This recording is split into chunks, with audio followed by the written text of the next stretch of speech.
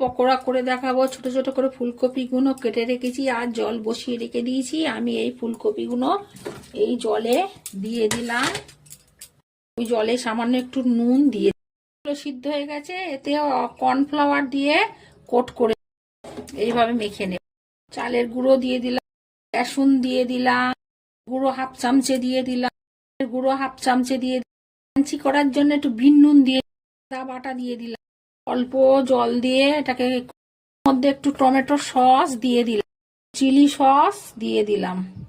পকোড়াগুলো এর মধ্যে ঢেলে দিচ্ছি সব। গরম হয়ে গেছে, পকোড়াগুলো একটা একটা করে ফুলকপির পকোড়াগুলো ছেড়ে দিচ্ছি। একটা উল্টে উল্টে দিলাম।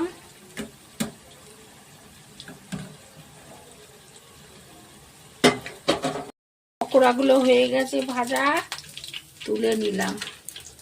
ভালো লাগলে চ্যানেলটাকে লাইক সাবস্ক্রাইব করুন।